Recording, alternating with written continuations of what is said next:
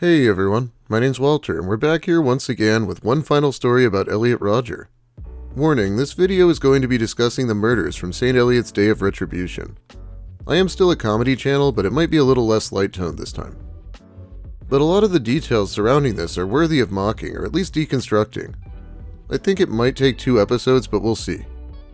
If you haven't seen the rest of the series, I would suggest watching it, and I'll link to it in the description. So let's just begin with Elliot Rodger's Most Shameful Moments, Part 7. He gives us a pretty good intro.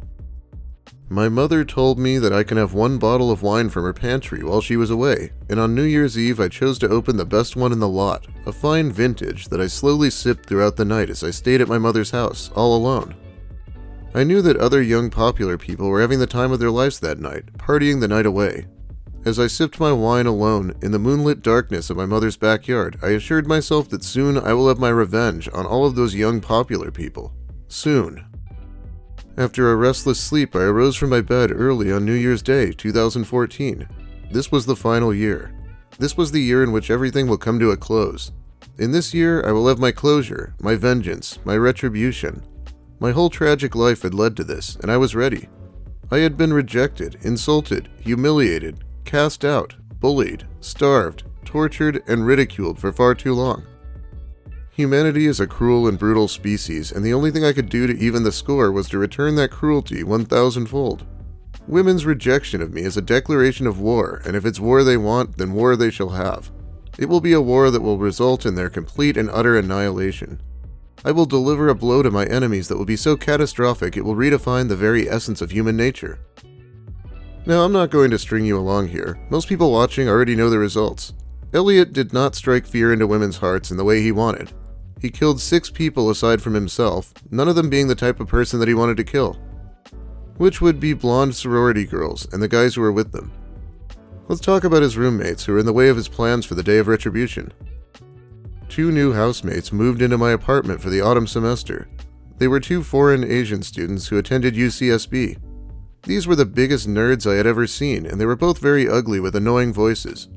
My last 2 housemates, Chris and John, were nerds as well, but at least they were friendly and pleasant. These 2 new ones were utterly repulsive, and one of them had a very rebellious demeanor about him. He went out of his way to start arguments with me whenever I raised the issue of the noise he made. Hell, even living with Spencer was more pleasant than these 2 idiots. I knew that when the Day of Retribution came, I would have to kill my housemates to get them out of the way.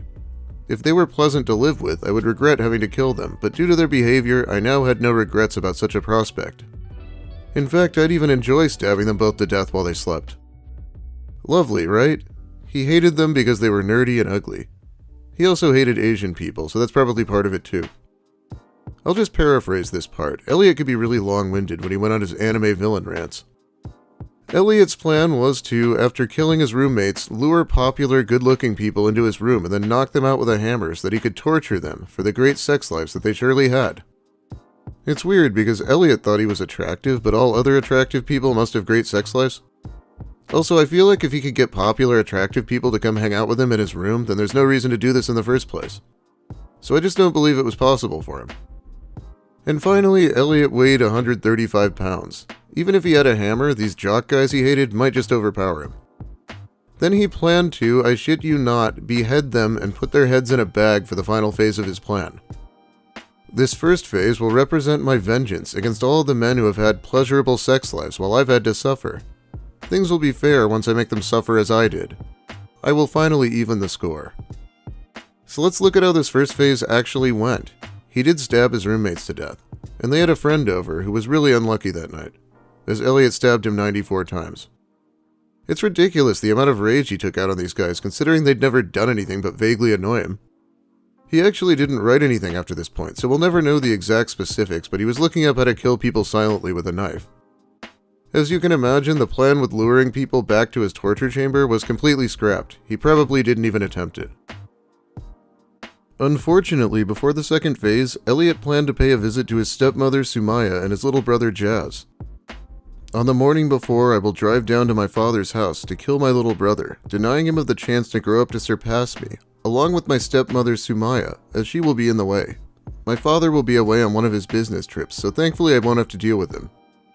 If he didn't go away on that trip, I might even have to postpone the whole plan, because of my fear that I might hesitate if I have to kill him.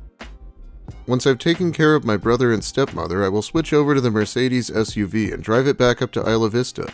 I will use it as one of my killing machines against my enemies. An SUV will cause a lot more damage than my BMW coupe. Elliot had grown close to his little brother and loved him, but couldn't stand the chance of him growing up to be more successful than he was. Instead of trying to suppress Jazz, I might have suggested accomplishing something in the first place, but that's just me. I had an argument with Sumaya while I was visiting Father's house. It started when she began to boast that my brother Jazz was recently signed by an agent to act in TV commercials. She said that by the time he is my age, he will be a successful actor. I talked about how Jazz was already so socially savvy for his age and how I've always envied him for it.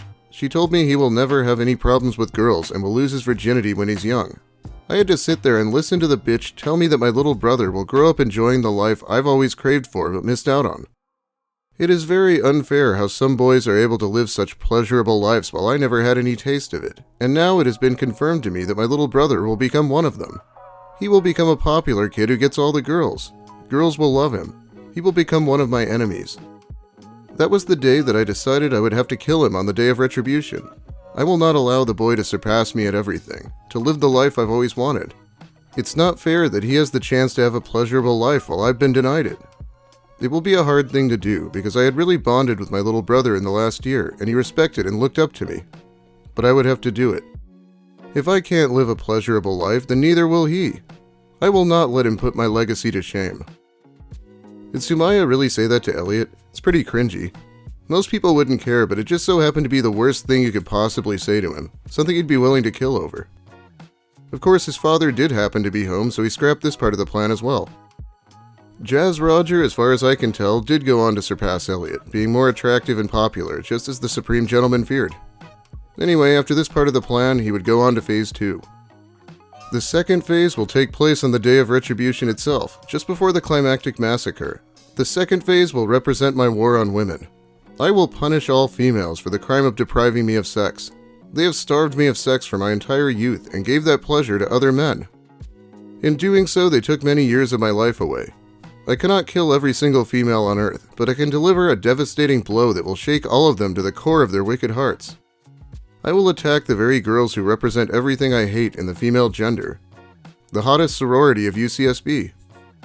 After doing a lot of extensive research within the last year, I found out that the sorority with the most beautiful girls is Alpha Phi sorority. I know exactly where their house is, and I've sat outside it in my car to stalk them many times. I'm not sure how he can write any of this and feel like he's in the right. This is somehow completely justified based on being rejected, but he hasn't really ever been rejected. He would be approaching these girls for the first time with a gun in his hand. Alpha Phi sorority is full of hot, beautiful blonde girls, the kind of girls I've always desired but was never able to have because they all look down on me. They are all spoiled, heartless, wicked bitches. They think they are superior to me, and if I ever tried to ask one on a date, they would reject me cruelly.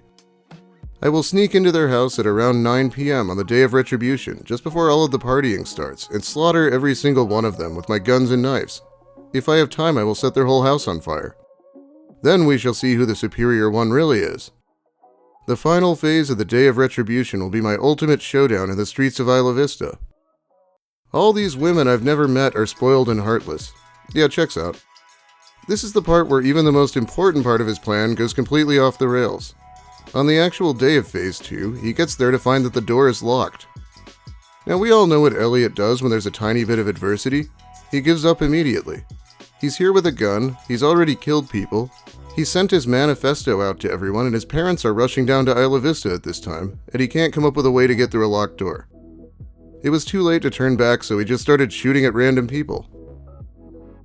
After I have killed all of the sorority girls at the Alpha Phi house, I will quickly get into the SUV before the police arrive, assuming they would arrive within 3 minutes. I will then make my way to Del Playa, splattering as many of my enemies as I can with the SUV, and shooting anyone I don't splatter. I can only imagine how sweet it will be to ram the SUV into all of those groups of popular young people who I've always witnessed walking right in the middle of the road, as if they are better than everyone else. When they are writhing in pain, their bodies broken and dying after I splatter them, they will fully realize their crimes. Once I reach Del Playa Street, I will dump the bag of severed heads I had saved from my previous victims, proclaiming to everyone how much I've made them all suffer.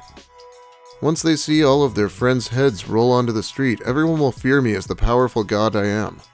I will then start massacring everyone on Del Playa Street. I will pull up next to a house party and fire bullets at everyone partying on the front yard. I will specifically target the good-looking people and all of the couples. After I have destroyed a house party, I will continue down Del Playa, destroying everything and everyone.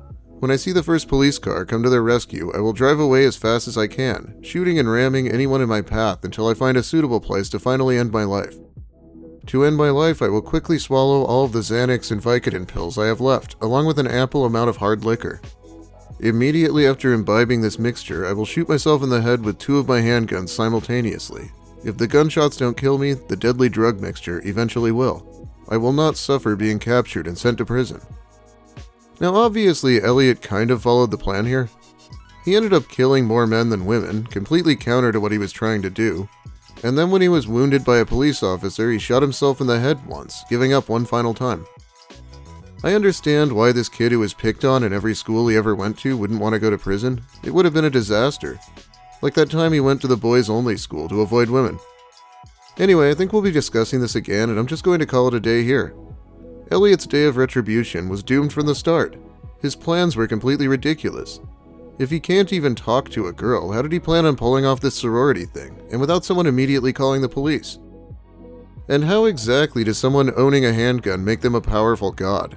This is America. We have 120 guns per 100 people. I shit you not. But that is about all the time I have for you and St. Elliot today. Thanks for watching, everyone. If you liked the video, please smash the like button. I'm only saying that to annoy someone. If you have something to say, and you probably do, let me hear it in the comments. You know what I'm thinking?